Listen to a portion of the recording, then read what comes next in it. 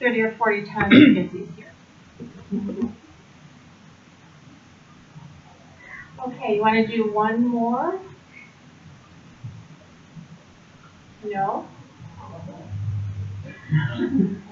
It says, well, I guess if I have to. Yes. Okay. One more. So we did 2 factor, 2 fixed, and 2 random. So let's do 3 random.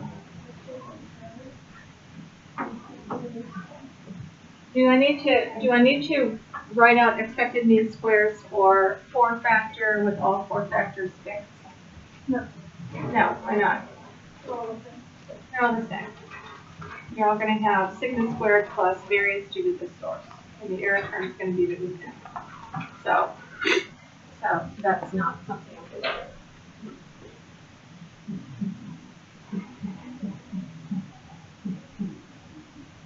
Are we going to have more variance components if I have 3 factors fixed and 1 random, or 3 factors random and 1 fixed, where the line's going to be longer? More random? More random. Okay, so let's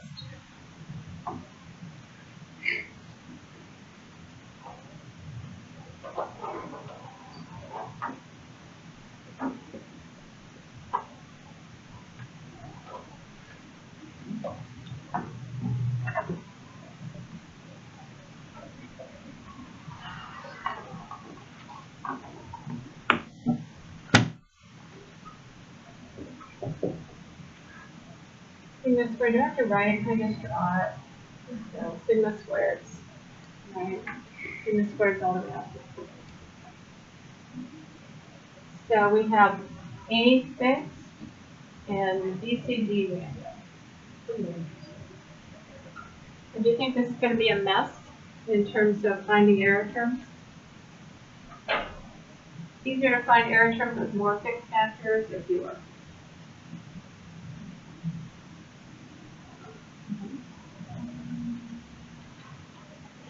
Well, let's see. Because they're all fixed, but... Okay, so variance due to the source, ABCD squared, with the letter out in front of it, and okay, looking at BCD, cover, right, stupid little trick that always works. Cover the BCD with your hand or your ruler, and what remains is A, and A is fixed. So does this move into the expected mean square for BCD? No. ACD. From A, the C, the D, what remains is B, and B is random.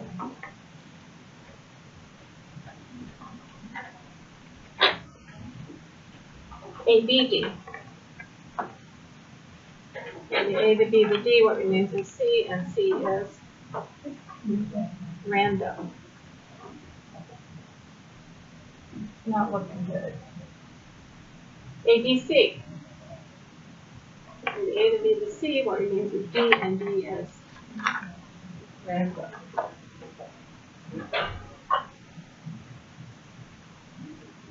Okay, so 3 white terms. CD.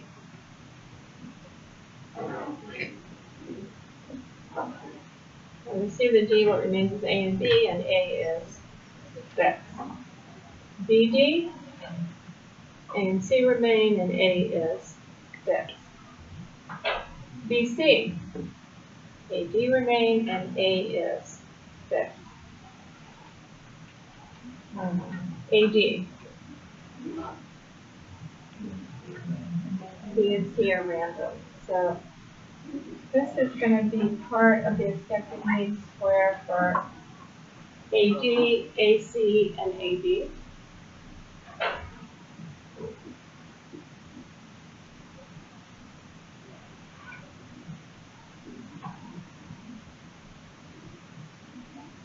D, no, A is fixed. C, no, A is fixed. D, no, A is fixed. A, cover the A, what remains are B, C, D, and they are all random. So every time there's an A, couldn't you just write that down? What do you mean you can do? You're writing that every time there's an A, so did you have to go through and cover them, or you could just say that every time there's an A Remaining. Every time there's an A remaining, once I've explained the variance due to the source. Yeah. Yeah, you don't have to literally cover them, but what you need to know what's remaining once I've explained the source. Okay, so then that's done. We move to BCD. So what are the variance due to the source is sigma BCD squared, and the multipliers are what? AN, whatever the other letters are. Is this term, this variance component, sigma sub BCD squared, going to be part of any of the other three-way terms? No. Because we don't have an A in it, so it doesn't explain it. CD. Will this be part of the variance, the expected u squared for CD? Yes, because B is random.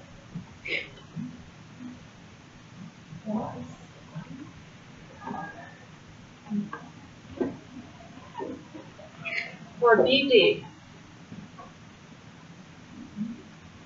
because C is random.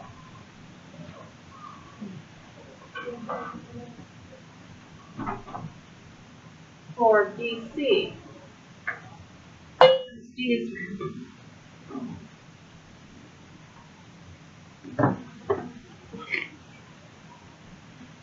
For AG, AC, or AB,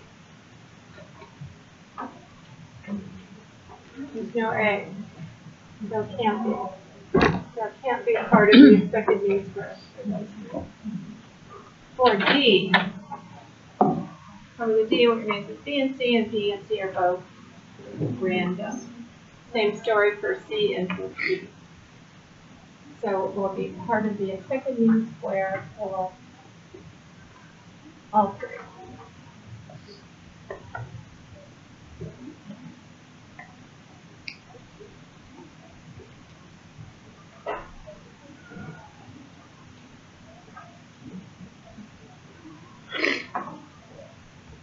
Okay, move to ACD.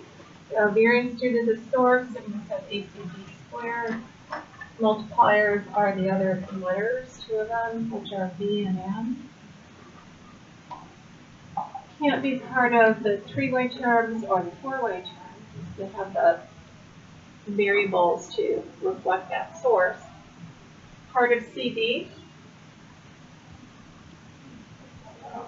Explain the variance due to the source, which is CD. What remains is A, and A is 6. BD, no B. BC, no B. AB, yeah.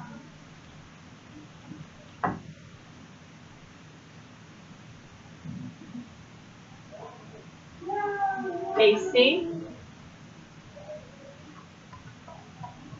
D is random.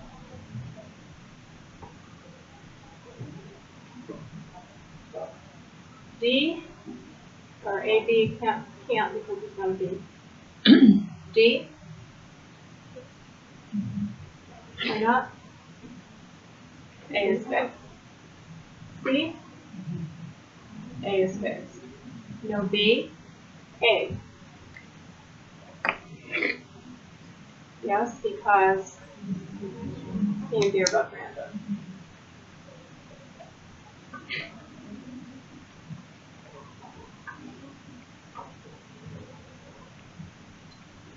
Okay, so done with that one. Next one.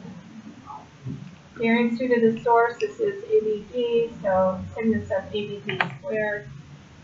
Multipliers are CN, not part of the other three-way terms. CD, no C. BD, A is fixed. BC, no C. AD, yeah, B is random.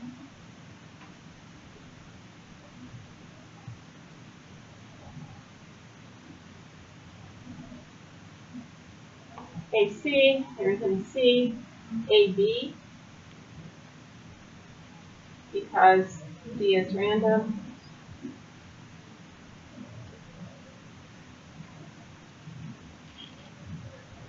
D, no, A is fixed. No C. B, no, A is fixed. A, because B and D are random. Yeah. When you have, I don't know how to ask this correctly. So for the one that you were just doing, CN, You guys have ABD squared. Yeah. the ABD squared, you can't move it to the symbol ABC or for E, for example, you wouldn't move it to B because A is fixed. Yeah. What if the A is both random? Is it like you only go off of the A, first one on that list, or is both of them have to be random? Everything that remains. If there's one fixed factor, everything, or the letter that reflects the fixed factor on, then the variance in that term goes to.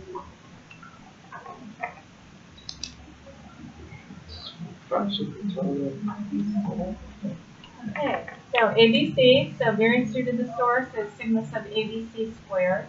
Multipliers are DN. CD, there's no D, BD, no D, BC. Cover the B and the C, what remains is A, and A is fixed. And then AB, there's no D. AC, cover the A and the C, what remains is B, and B is random.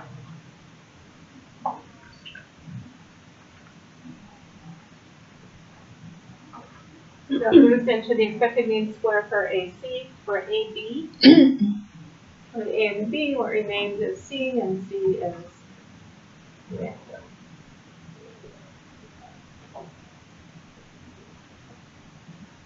D, there isn't a D. C, A is fixed. B, A is fixed. A.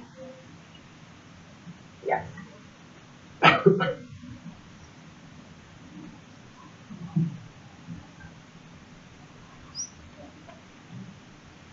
Okay, move to CD.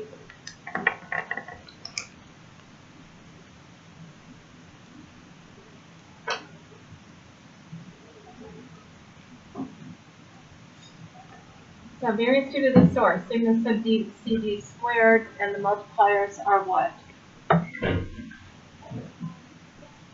ABN. So the other letters that are unknown.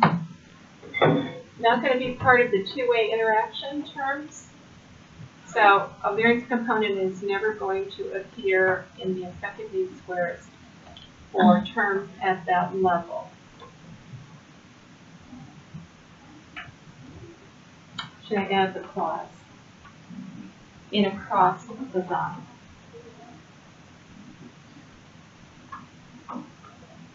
In a nested design, it's going to get a little more complicated.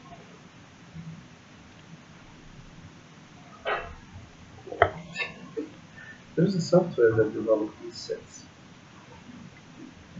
So this variance component be part of the expected mean square for D. Cover the D, what remains is C, and C is random.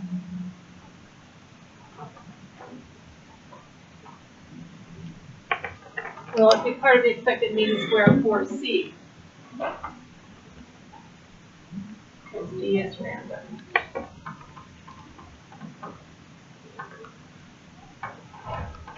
For A or B, no, there's no A and B. Next one, BD. Variance due to the source, sigma sub BD squared, multipliers are ACN.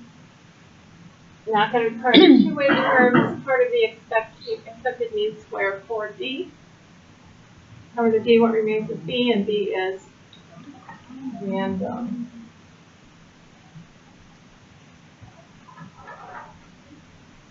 For B, cover the B, what remains is B, and D is random.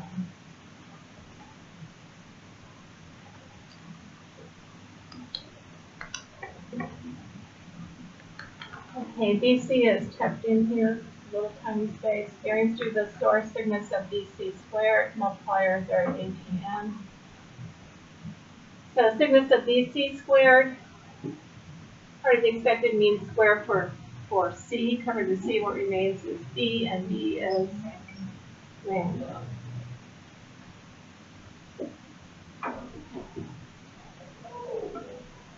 For B, cover the B, what remains is C, and C is random.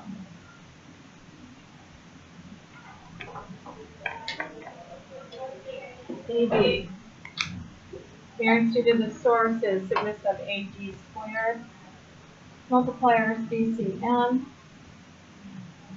Part of the expected mean square for D. And D, what remains is A, and A is fixed. Can't be for B or C, because there's no B or C in the subscript. For A, cover the A, what remains is D, and D is random.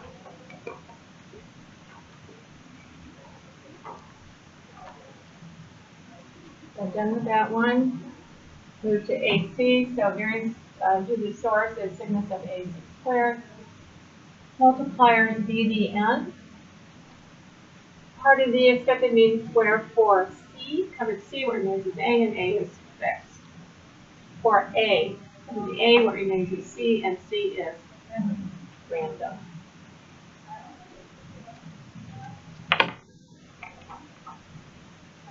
Move to the next one. Variance due to the source is sigma sub AB squared. Multipliers CDN. Are the expected mean square for B? No, because covering B, what remains is A, and A is fixed. For A, cover the A, what remains is B is random.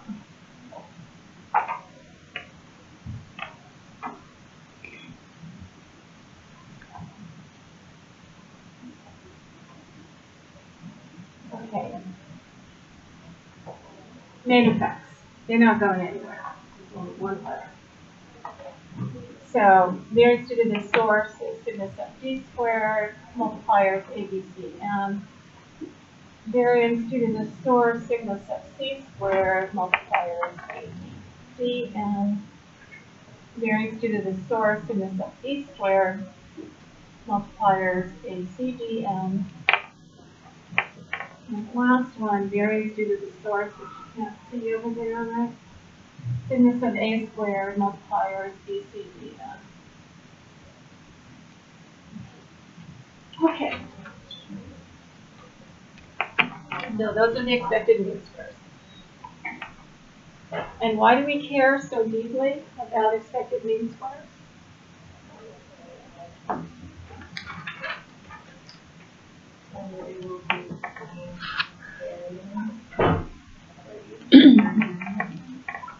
We'll just spend almost half an hour on 20-ish minutes. Only half an hour. Oh, 2.5 hours. To find the 3 hours. To find the error term. That's it. Find what the right error term is. Now, what happens if you treat everything as fixed? All the factors as fixed and they're not really fixed? Then you have the wrong answer. Oh, yeah. Oh, that's it. Wrong, it's just wrong. So, what's the error term? These all have sigma squares in front of them. What's the error term for ABCD?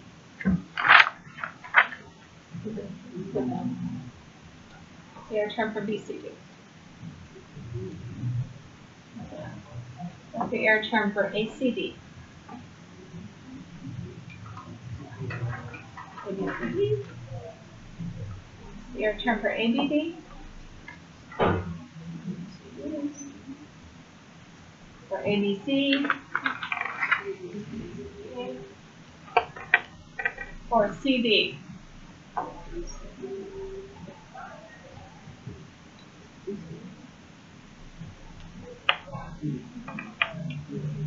BCD?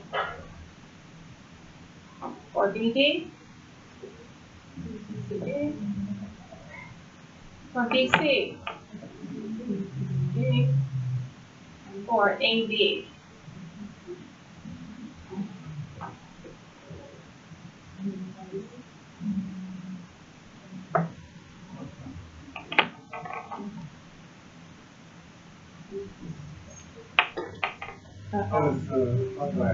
Quasi F for AC. Quasi F for AB. Quasi F for B.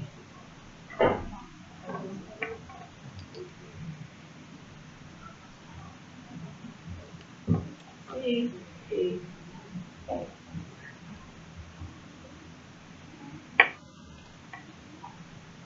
Can we find a quasi F for, if you can find a quasi F for A?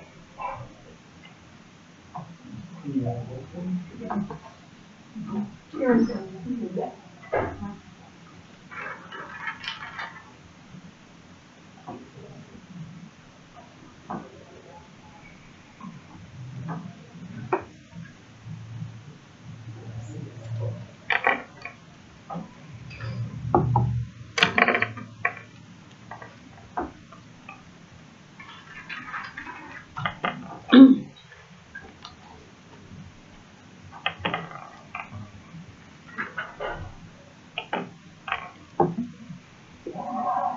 Can you find a quasi F for AB? Can you find a quasi F for this one, for AB?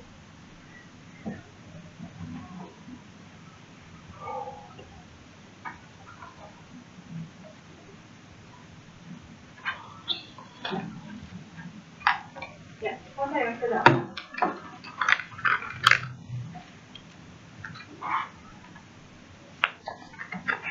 Okay, take pendulums and find a quasi F for anything you can find a quasi F for.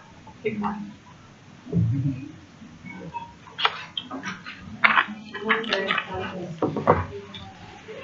And which is treatment now? You have big factor A and B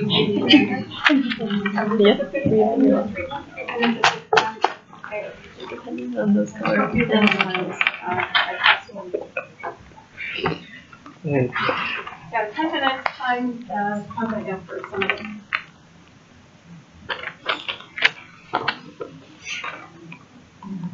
Trying to find the actual written.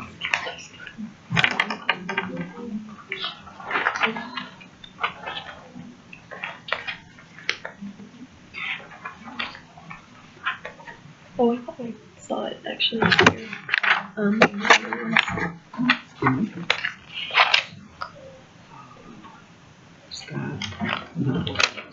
There's something that said, I just saw something going against it. What's this? Oh no.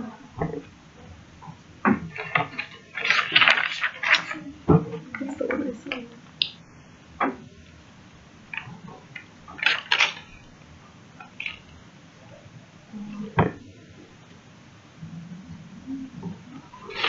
Those are currently not last time.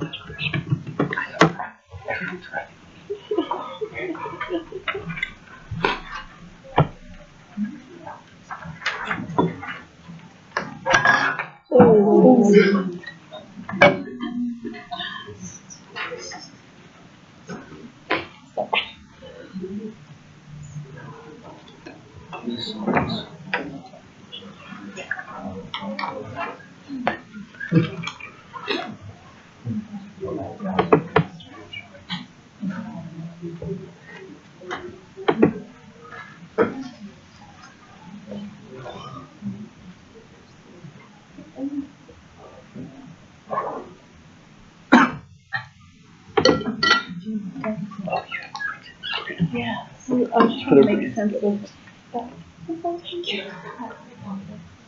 Yes. So we have to find, so this is the finding quasi F, because there's no proper image. So this this means quasi F. Yes, the prime tells you it's a quasi F. And so that it equals this. Okay.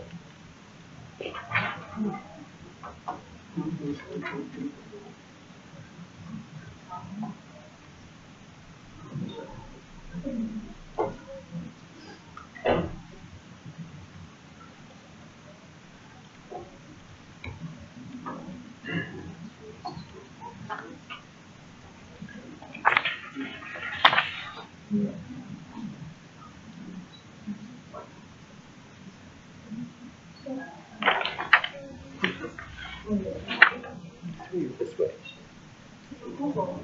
It should go like this.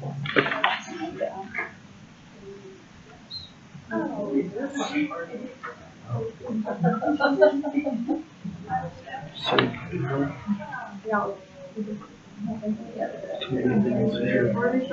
it's not actually a breaking cancel, but we want to end up with one term. That's when she was counting.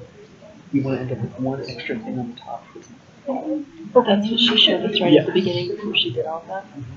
So when you have these mean squares, you should basically, you can substitute in that whole equation for it, and then it should cancel out. That's when she did this. Yeah. So if you were to put in MSC, so the whole thing Yeah. here, if you send this as to the bottom, you should have one extra thing on top. Okay. And what fixed factor is this? What quasi F is this showing us? The quasi F for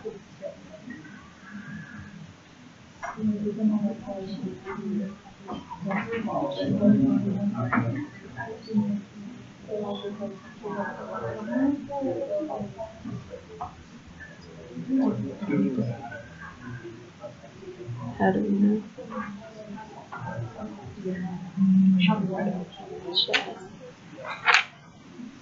Because that's what I'm pretty sure.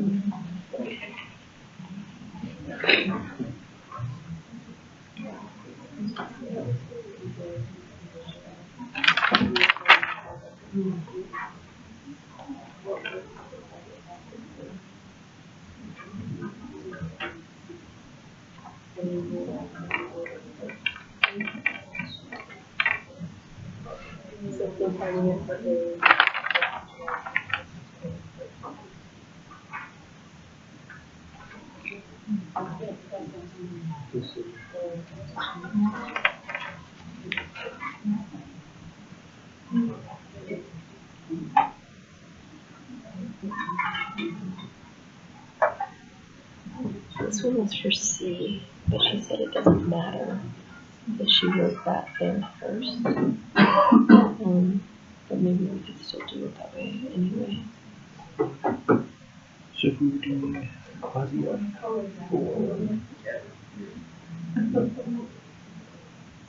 What is all this done here? this is just what we have to do. Oh, you just wrote it down and she did it? Yeah. Oh, that's cool. And we have three. So if we were doing it for N, we would want to do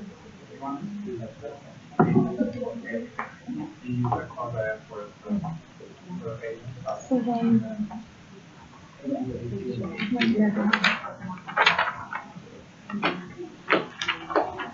so if we were doing it for AD, we would also need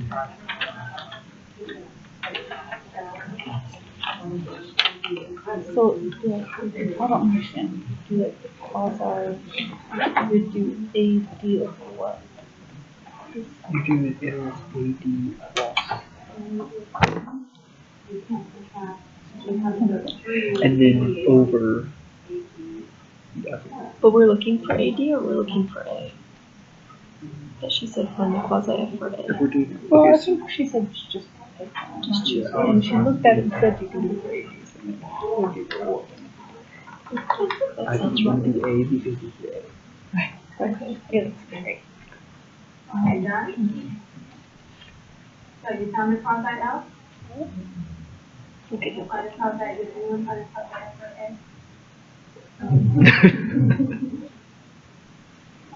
No, I can't find a quasi F. So, what does it say about the design? Is this something you want to use for your dissertation? No, you don't have a proper test or a quasi-F for the treatment factor. So that's not a good thing. So then the option would be try pooling, but that can't be risky because that's the top approach. So there isn't always, depending on the design, there isn't always either a proper test or a quasi. So that's unfortunate. So you sort of want to know this before you actually go into the field. And what would this design be? This would be treatment with kids in classes in schools. So if you do that, H1, H1, and you can deal with that. So she'll talk about random factors and fixed and all that stuff, Jackie. Yeah, maybe it's just a good question. So can we just actually like calculate the arrow thing, like with the arrow, like for example for the AB1, you can have the arrow of ABCD, of ACD, and then ABD, and then we just minus the sigma. One. You can have one term in the numerator and 3 in the denominator, but if you subtract 1, you're not going to end up with a matching. You're not going to end up with a right pieces here. In other designs, like for the quasi-Fs for B, C, D, A, B, etc., you will. You can do that.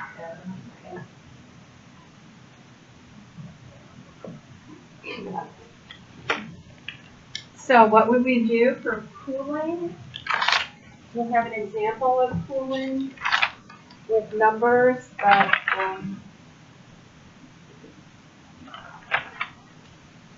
so all these are going to be numbers, right? They're going to be mean. This is a mean square. This is going to be the number. So mean square ABCD. Well, what if this is not significant and that's not significant? These higher order interactions are not significant. So we're getting not significant all the way along. Well, not significant means that variance due to that component, that variance component that's a variance due to the source, is not significant. So it's random, it's chance. So if it's not significant here,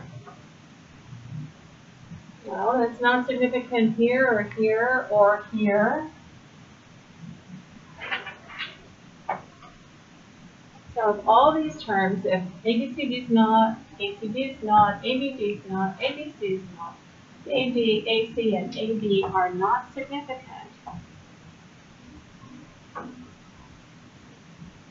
then what I have is all these things are just estimating sigma squared. Well, now I've got a whole bunch of different unique estimates of sigma squared, so why not put them together? That's what we do when we're doing sigma squared to begin with. We have sum of squares within from group 1 and group 2 and group 3, and we add them together. So if all of those terms are not significant, so none of these things are significant. Well, wherever they show up, they're negligible. So pooling would say then, well, all of these are just estimating sigma squared, so add them all together. And the sums of squares together, not the mean squares, the sums of squares together, add all the degrees of freedom together, and form a new, what effectively is a new within term. And if I can do that, then my expected mean square for A reduces to sigma squared plus variance due to the source. And then I can just divide it by that new result term. And good luck with that. Good luck with finding all of those interactions being not significant. That maybe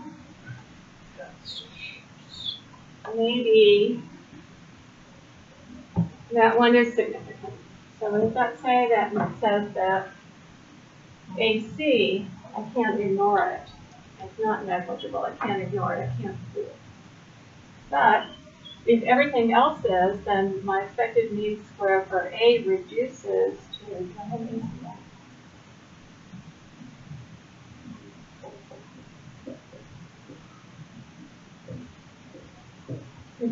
now. And so sure, I can find an error term for that somewhere.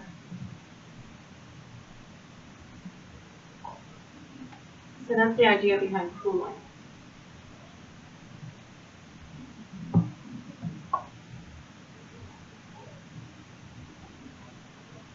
So are you lost totally if,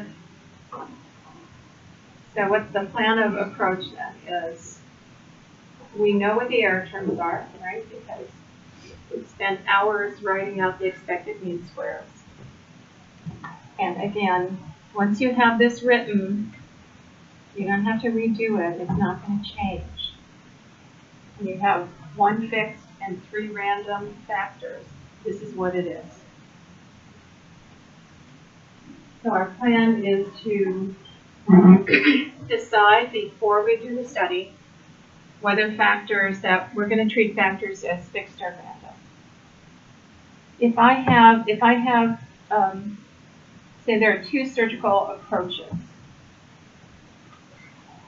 There's the old one and the new one for, I don't know, some non-life-threatening disease. It's not doing life-threatening.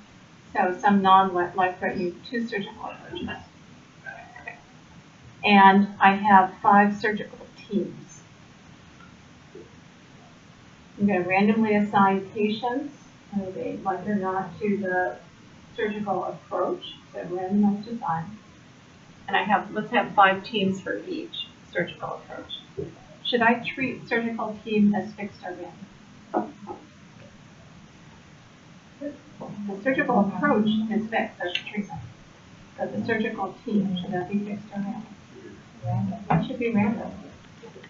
If I treat it as fixed, then I'm saying, the conclusion would be, if there's a difference in outcome between treatment and surgical approach 1 and 2, then I would say this one is better, or if you are dealing with these surgical teams. If you're dealing with any other surgical team, I have no idea. If I treat it as random, then in theory, I can say that this approach is better no matter who your surgical team is. Because I can generalize. Now, what supports the idea that you can generalize? So I have 5 or 10 surgical teams. What would support the idea that I can generalize across all surgical teams? If the results were similar with each team. Results are similar for the teams within their treatment. Yeah.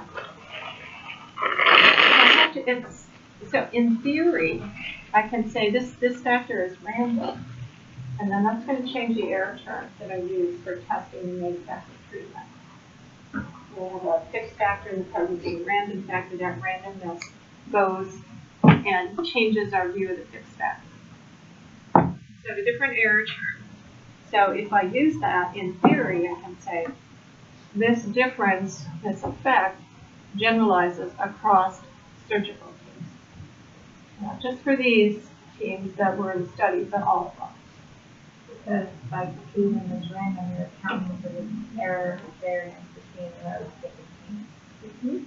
That. Yeah. So I'm incorporating the idea of error variance component is going to form part of the expectation.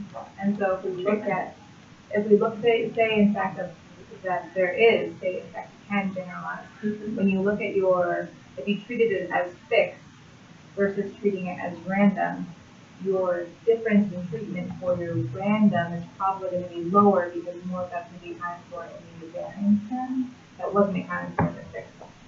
Yes. So my F ratio is likely to be lower. I'm going to lose power. I'm going to add the variance to here, but I'm going to have an error term that has more variance to it. So it's going to be bigger with the increased rate. So less power. But conceptually, can I pick 10 surgical teams from the same hospital and then say that this treatment's better across all surgical teams? Does it make sense? I wouldn't. So there has to be some notion that we're treating a factor as random. There has to be some idea that it really is. That we really can legitimately treat it as random. If we pick 10 surgical teams from the same hospital in downtown LA, I'm not sure that those results would hold for a small hospital in Alamosa. So there has to be some concept that this randomness of the fact that it really is random. Now operationally we're never gonna actually randomly select levels of the random factor. It's like you almost never randomly sample. You never get a true random sample from any large population. Small population, yes.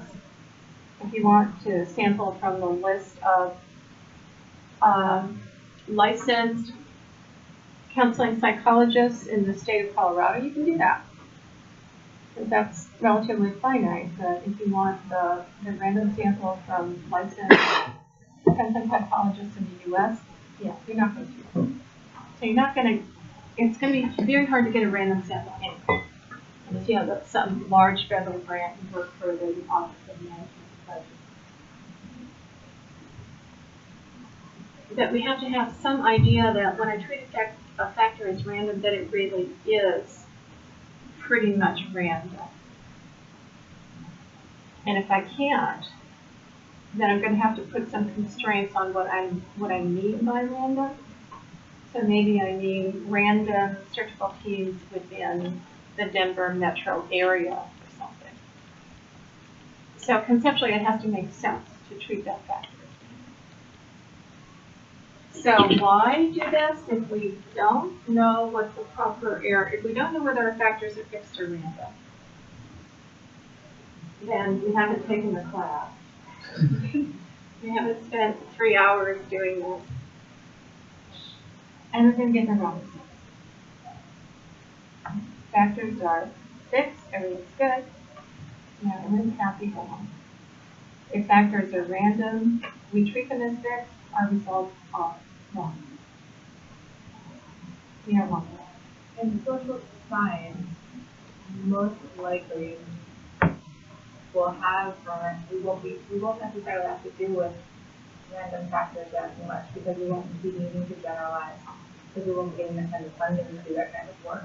I mean, I see in medical, in the medical world how there's a lot of money looking into treatments for illnesses and hospitals across the country participate in those treatments and there's a lot of money flowing there. I just don't see as much money going necessarily towards depression because we don't really believe mental illness is yet. So we just got included in healthcare, what, 5 years ago? Yeah. So we don't understand. We don't know. It literally got added to healthcare, what, 5 or 8 years ago. So we covered. If you're doing evaluation, program evaluation, the evaluation is going to be focused on this program and not program. Yeah. Generally, just this program. So it's going to be more likely to treat things fixed that maybe more arguably could be. If you're doing research in schools, then I would prefer, unless you want your study to only hold for DPS, which is that's legitimate. But then the conclusions are conclusions. We always have to tack on that phrase for GPS. I just think of the No Child Left Behind policy. Yeah. That was based off of the research done by Mathematica, and it included a couple schools in Texas. And then they generalized it, and it became policy, even though the evaluation report said this can't be generalized. And it was randomly selected schools in Texas. So yeah, it didn't even matter. I just reviewed an article where the person who wrote this paper collected retention and graduation rates from all universities in the state of Pennsylvania. All of them. They're on a database called iPads, and collected all of them. So that's a population, right? Yeah. So no statistics needed. You just describe the population until you get to the conclusion where you say that for public schools, graduation is more strongly related to retention than for private schools. Well, no, that's for Pennsylvania. So you have to add on, and it's for Pennsylvania and whatever the date, it was 1 year data. So for Pennsylvania in 2015. So, okay, that's great. But that's not generalizable. That's the population is defined as that. So it does matter, and if we treat factors as fixed and random, that's not the same, because we get wrong results. If we treat them as random instead of fixed, and that's a correct decision, then we potentially have less power because we may need to move to a quasi-F, and if we're have a really complicated, this is statistics penalizes you for thinking complexly. If we have a complex design, we may not even have an error term for treatment. That's really not a good thing. So we want to have ideally have multiple avenues of data analysis. So this is ANOVA. So if this is an HLM study where we have kids in classes in schools, that's standard HLM. So approach it that way. We can get a treatment estimate from an HLM approach. So the ANOVA 3 factors random, 1 fixed, we're pretty much going to be lost, or we're going to have to look at pooling, which is really, really good. Most of the time that's not right. Okay, so we'll do this, right? You can write expected mean squares. Okay. So glad. And I would like you to do, well, I'll hand it out and then I will talk about what I'd like you to do. I got an extra. Can I take a picture of your other one that you used? I did it piece by piece. Coloring is better. Okay.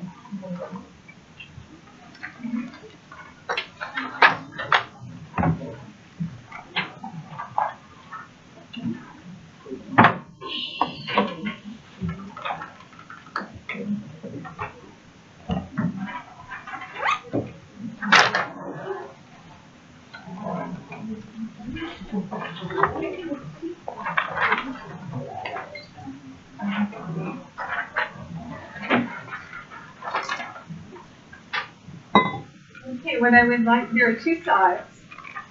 One has the expected mean square. So if we consider treatment and agency as fixed and county as random, this is all made up stuff. Then I've written the expected mean squares. What I want you to do is identify the error term for each of the sources and then calculate the F ratio. Right, the error terms are going to be different. And then on the other side, I would like you to treat agency and county both as random. write out the expected mean squares, and then calculate the F ratios. The error terms can be different for some of them, not all of them. For treatment, which is fixed factor, 1 factor fixed, 2 random, the error term is a quasi-F, and so I've already written that as an example of how you actually work that through with numbers. Okay, so half an hour, take a break when you want to, and we will go over the results.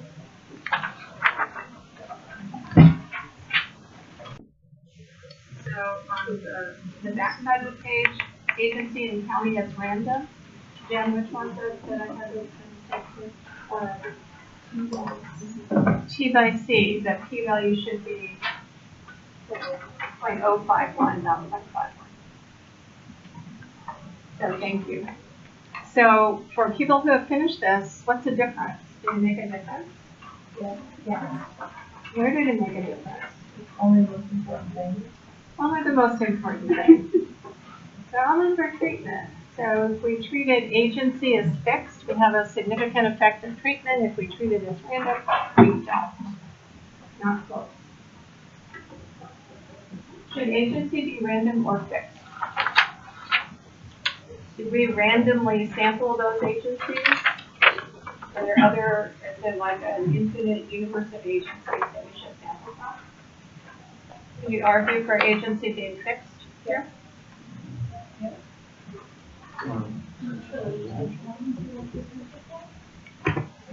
Say again?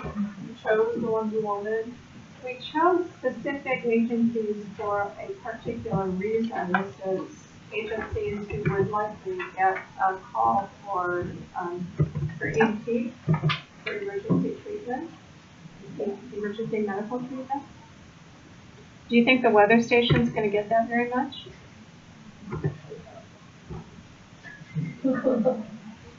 Homeland Security, are they going to, the tourist bureau, are they going to, should they have an EMT training?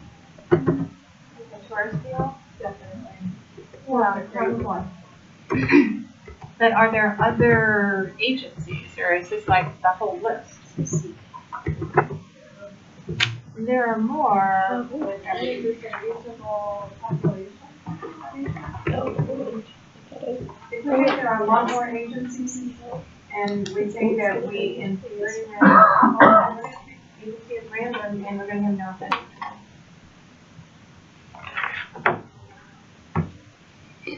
So it does matter when you treat factor as fixed or random. Okay. Now I talked about pooling. So I'm going to give it a try. This is a little short. That's okay. Short example. So I'm going to try. Again, fake data.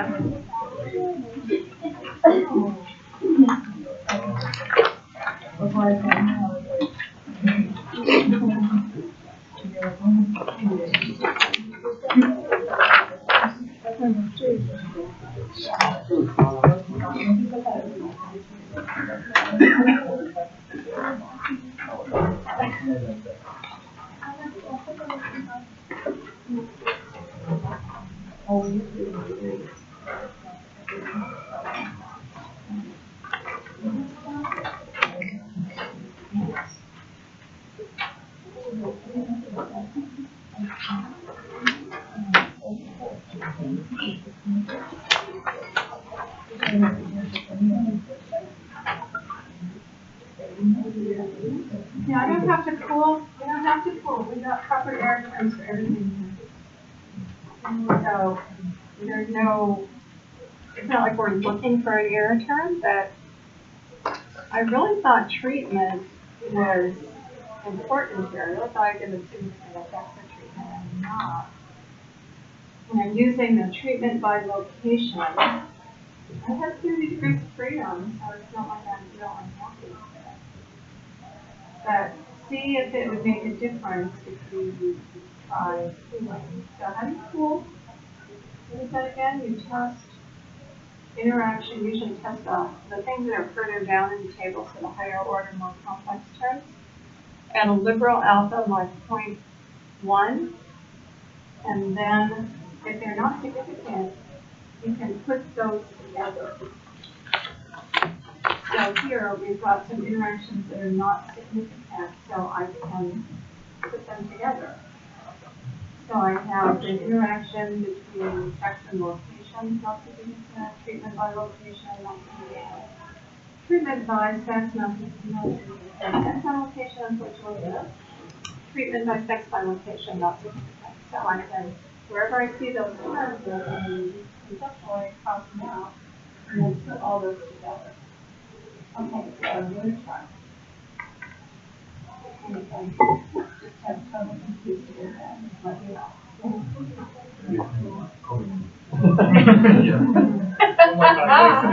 Okay, one more time. So we have a within term, right? Sum squared 3600. So treatment by sex by location has a p-value of 0.999 that could not hardly get any less than it. So that segments of TLS, you see in those little tiny letters, the source, the expected mean square, I wrote in little tiny letters after the source. It's sigma squared plus n sigma sub TLS squared. Well, TLS is not significant, right? The p-value is 0.999. So I'm just going to sort of cross that out, and anywhere I see it, I'm going to cross it out. It's not significant. And then, if that were the only two I could put together, I would take the sum of squares from the within, which is 3600, add the sum of squares from TLS, which is 90, to get 3690, with 360, 301 equal freedom. Got a new error. That's cool. So I'm going to pull all the pieces that are not significant, and then use them to retest my main effects. Now I have a significant sex by location, so wherever I see that TN is like LS, I can't cross it out. I have to keep that.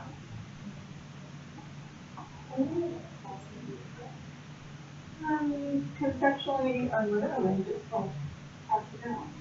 So that changes the accepted mean. Changes what I expect to see for the mean square root. How do you feel about doing it one more time? We should do this together.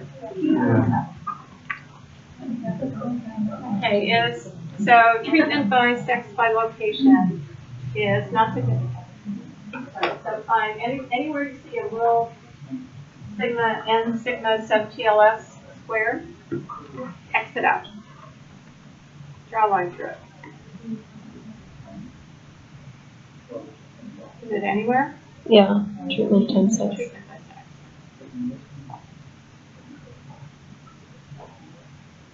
So just cross it out. Okay, sex by location is significant, so I can't do anything with that. Treatment by sex, not significant. So that's that little Tn sigma sub Ts squared. So where do you see that crossed out? So that's in two places. Let me see it in one spot.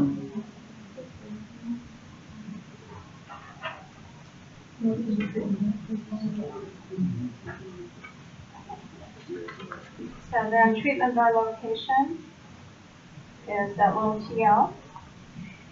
So cross that out. Where do you see it cross it out?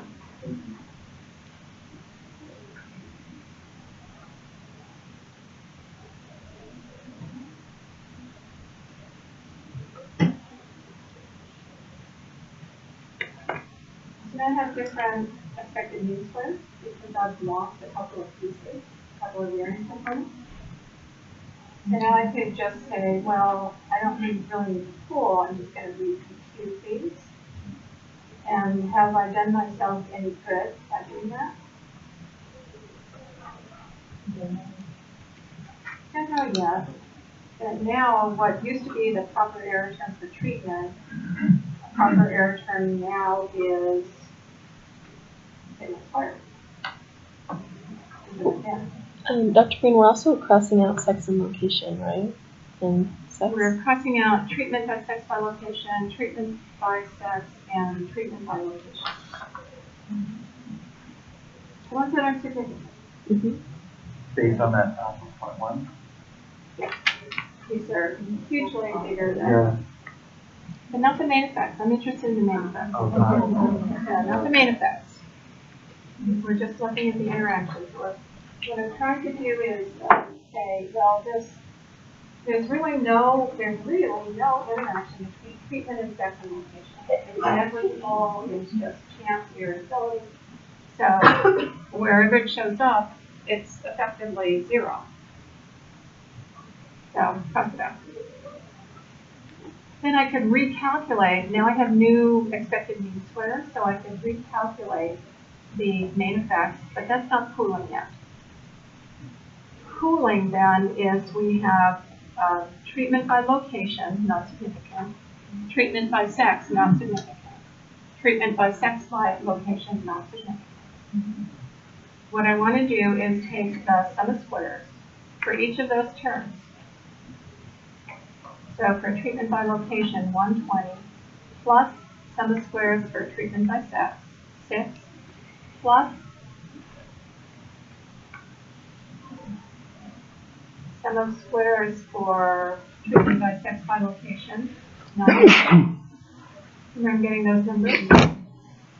Add them all together. And then add that to 3,600. Because each of those terms is now really just estimating sigma squared. Is that right? Mm.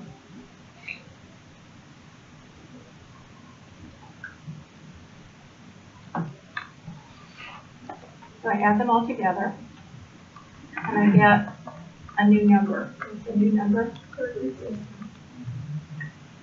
Say again? 3816. Why? Cool. That's cool. They're all just estimates of sigma squared. So instead of having one, that's a good one, so it's interim. But now I have other things that are just estimating sigma squared because those other variance components are zero. So what's what? It's sigma squared. So 3816, and then I do the same thing with degrees of freedom. So for treatment by location, degrees of freedom of 30, plus 2, plus 30, plus 360. And add them up and get 422? for what? 22? 422.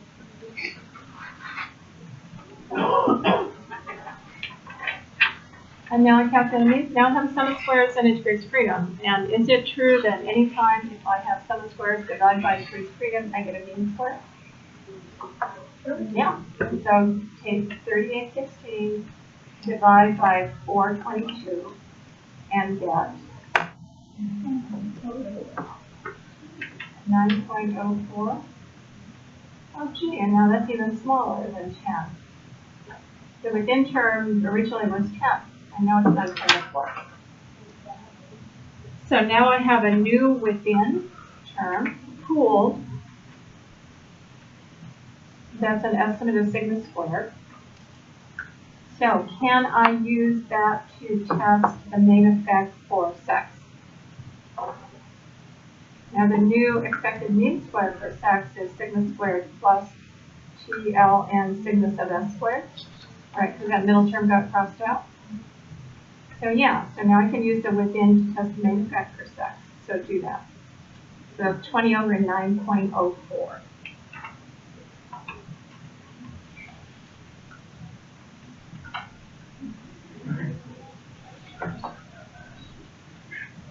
So I think she's saying that for these ones we don't because they're main effects. We're only looking at the interaction. But here, like I understand why we would cross that out. Because TL it's not significant. But LS is location and sex.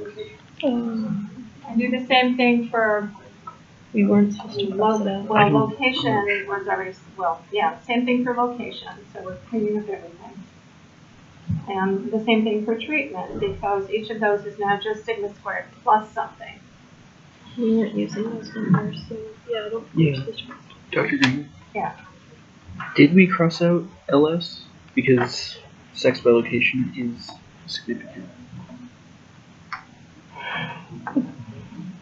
Sex by location, we did not cross out LS. Okay. So sex is not going to be recalculated, right? Okay. Yeah. Okay, it has just been pointed out to me, thank you, and that we didn't recalculate sex because we didn't cross out LS. Is that right? Okay, so we're not recalculating that, the F ratio. If we couldn't get rid of that, we couldn't change that error term. So what do we have for treatment? The error term is the pool. And we have 12 over 9.04.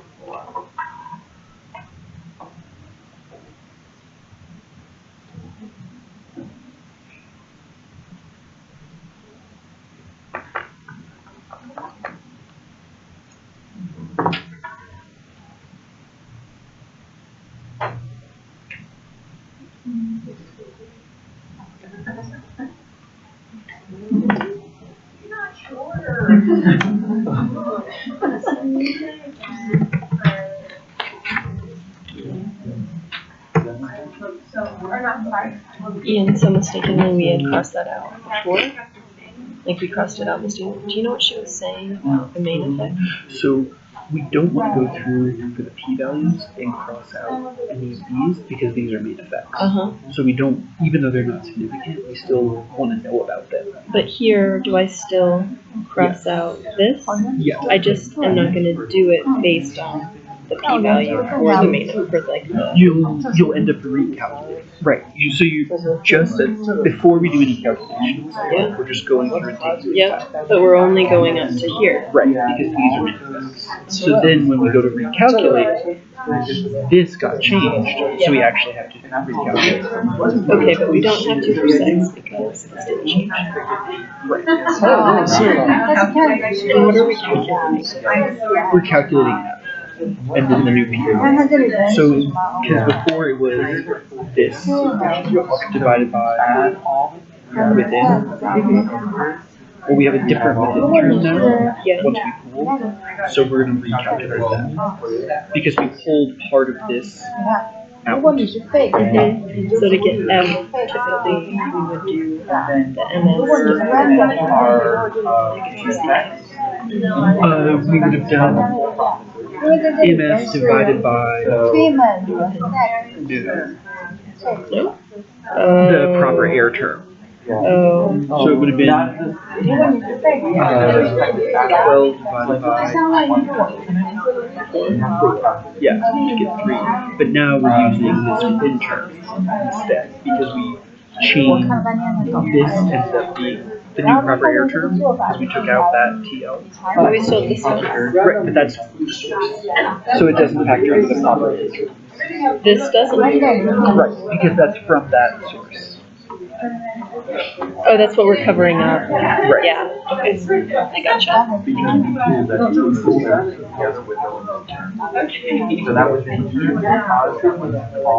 feel like I understand what you said just now. I hope that it will stay with you.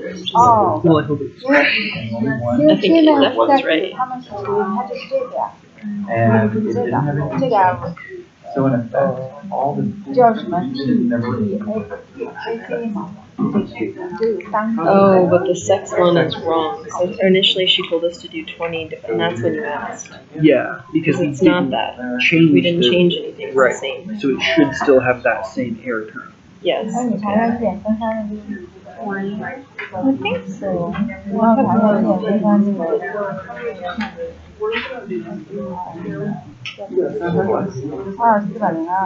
So that was reducing the degree of force.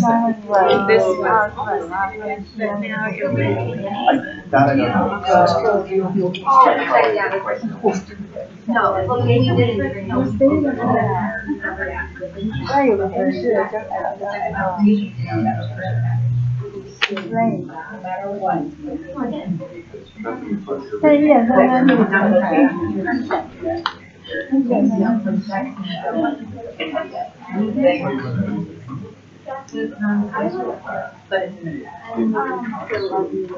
interaction. Why did we change? Why did we change? Because of lockdown. We didn't change where everyone because there was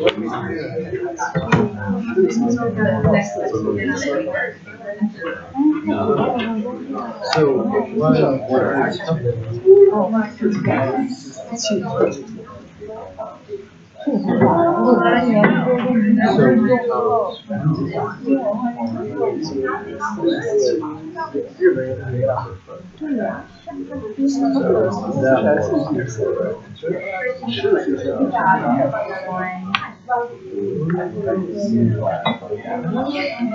oh yeah, which what actually happened.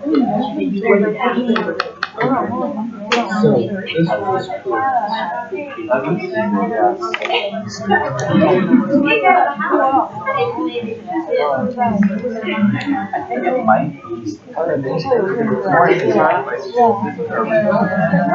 seems like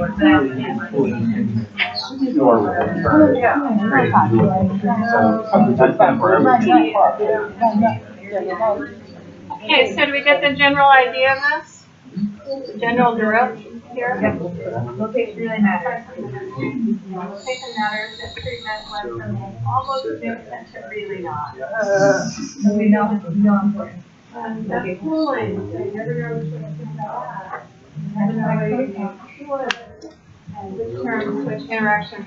So not a great idea. So if you have fixed and random factors, think about it before you do the study. Okay, now I want to do a little review and code. I'm going to start doing review stuff. We're getting pretty close to the end.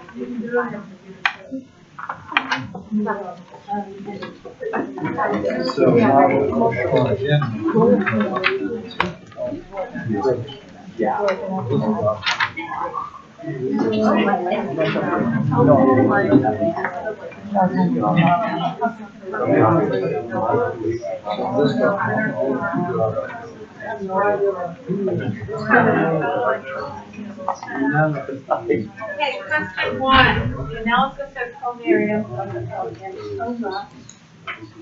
A, combines ANOVA with regression. Does that sound good? Sounds good. B, removes the measurement error from the dependent variable. No. Transforms quasi-experiments where random assignment to treatments is impossible into experiments using statistical methods. Absolutely, absolutely, yeah, don't be wish. Certainly. Yeah, please do that, please, that would be great. D, eliminate all of the bias in the variables employed as covariates. No, it is ordinarily less powerful than so let's stick with A. 2, the total sum of squares for the dependent variable y in the study using ANOVA is 1,000. What is the adjusted total sum of squares assuming the correlation between the covariant x and the dependent variable is 0.6?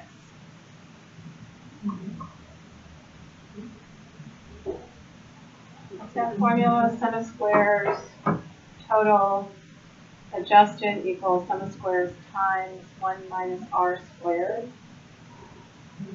So what's r squared? 0.36. So 1 minus 0.36 is 0.64 times 1,000 is equal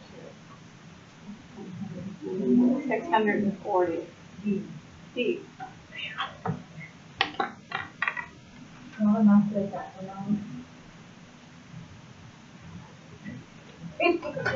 Three, given that the ANOVA mean square within is 400 and the adjusted within mean square is 300, estimate the correlation between the covariate and the dependent variable within the treatment or control group. The treatment / control group.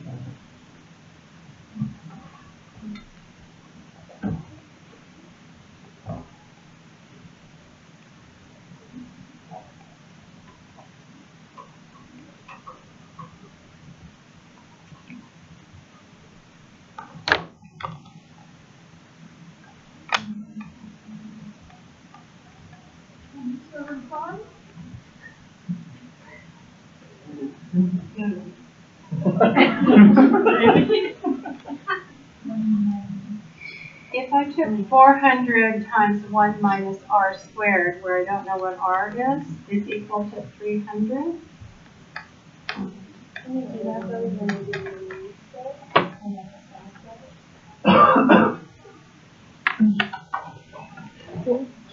Yeah.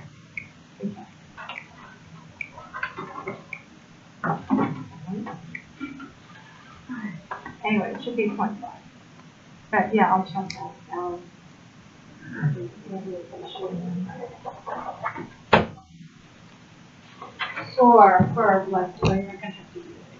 For a randomized experiment, a one-factor ANOVA will yield a more powerful test of the treatment effect than a one-factor ANOVA when the correlation between the covariate and the dependent variable is 0. You want a 0 correlation for the covariate? No. Negative, positive, or 2 of the above. 2 of the above, doesn't matter. We're squaring it. Doesn't matter if it's negative or positive. It has to be related. 5, the error variance for ANOVA compared to ANOVA for the same data is expected to be lower, bigger, lower. So less. More power. So lower error. So 5 is less. 6, in a randomized experiment involving children, accused dependent variable and college ages covariate. The error variance for ANOVA as compared to that for ANOVA for the same data is expected to be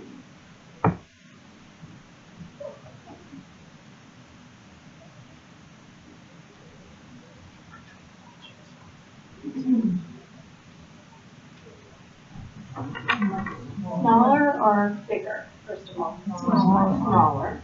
Much smaller or somewhat smaller? Much. Somewhat. Is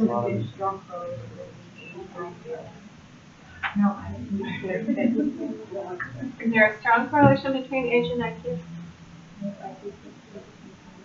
Do you get like way smarter as you get older? Like, am I like super smart compared to you? Yeah. Is there a correlation between age and IQ? Both sides. Correlation between age and isn't that they're not supposed to be any correlation between age and IQ. Those IQ tests are supposed to return the same value no matter the ages. Are they? Probably correlation, but I think maybe somewhat.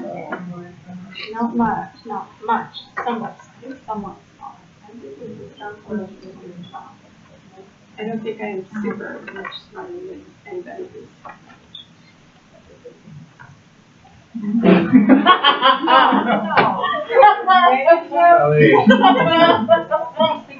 Yeah, thanks a lot. I appreciate that.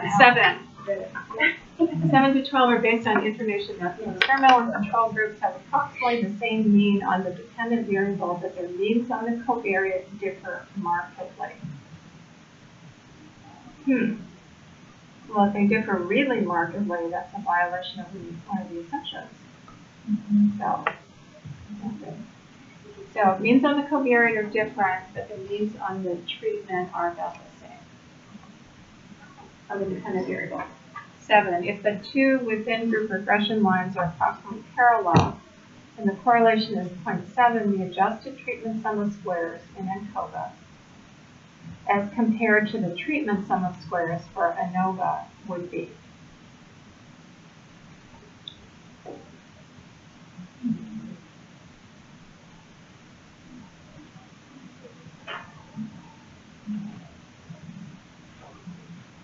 So we have what? We have homogeneity regression, and we have substantial correlation between x and y. And so we're going to reduce the total sum of squares. We're going to reduce the within group sum of squares more. The sum of squares for treatment probably is going to go down, but the error term is going to go way down. So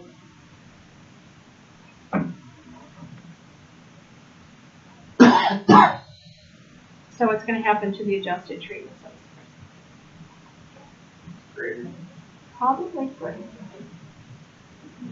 Probably greater. The F ratio is going to be bigger. Adjusted treatment sum of squares probably greater. 8, it appears likely that the study was a experiment, randomized experiment, quasi-experiment, descriptive, factorial, and what? Maybe. How did you know that there was homogeneity regression? What part of the? The lines are approximately parallel. I can answer that. 8. If the means on the covariate differ a lot, do you think this was randomized? I would say probably not. So then what is it? Quasi-experiment. Number 9. The correlation between the covariate and the dependent variable differs markedly in the ENC groups. It tends what things that what?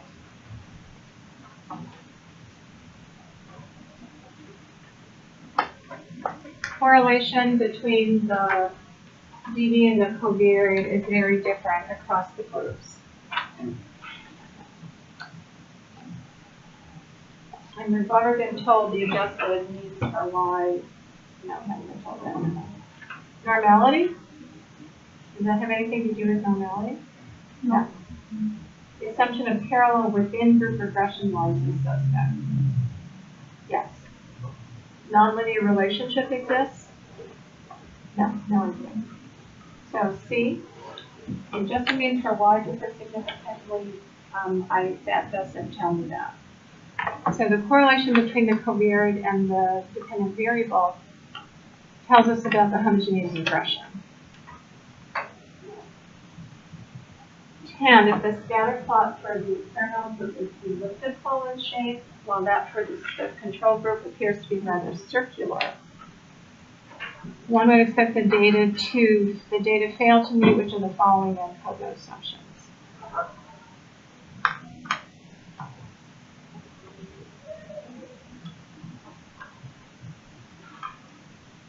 Normality? Yeah. Homogeneity variance? Yeah.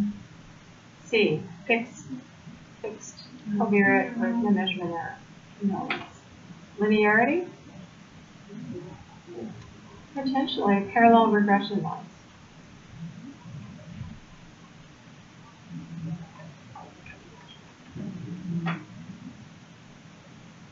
Linearity, probably parallel. I have a circle. I have to draw a regression line through that. I'm going to do that versus an ellipse. Then I can draw a regression line. So I'm not sure that those slopes are going to be the same for those two. But linearity is also potential. And maybe D or D. If both the ENC groups, for both the ENC groups, the correlation between the covariate and the dependent variable is substantially negative, We've already done that. The error variance for ANOVA compared to ANOVA is less. They're related, so we have a covariant duty there for them. 12. The degrees of freedom between treatment groups for ANOVA compared to ANOVA. Degrees of freedom for treatment. Is it any different with ANOVA and ANOVA? For treatment, not the begin, not the error term. No, it's the same. Is the error term different? Degrees of freedom, and how is it different? I have one covariate. It's -1. Whenever the within degrees of freedom or subtract 1. 13. If the mean GPA for persons of the middle socioeconomic level is higher than for persons of low and high socioeconomic level, one would expect that the relationship between X and Y is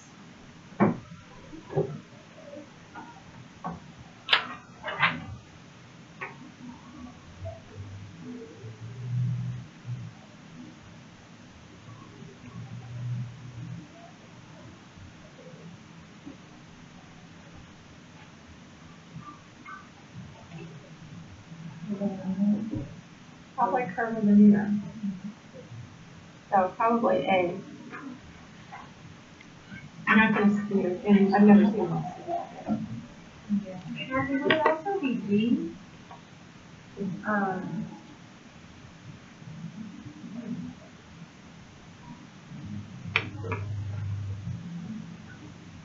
Well, if we have a sample that is, if we have a random sample,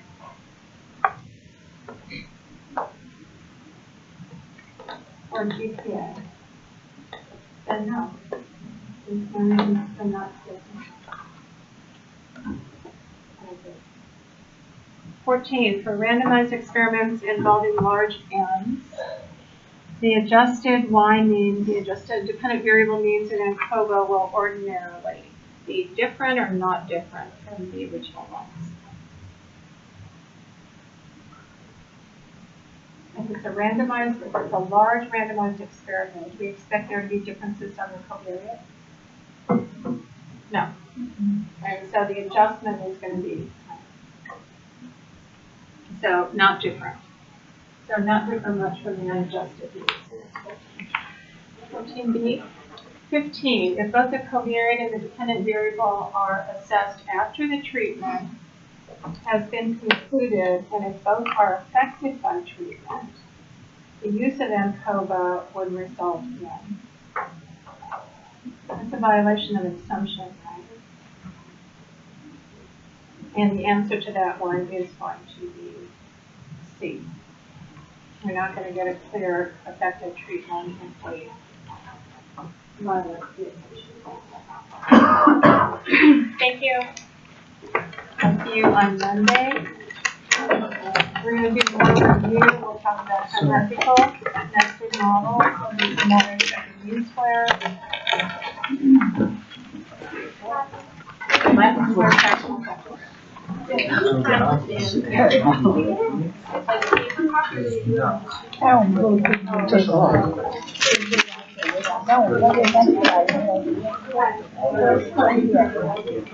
个音乐的一个曲线是吧？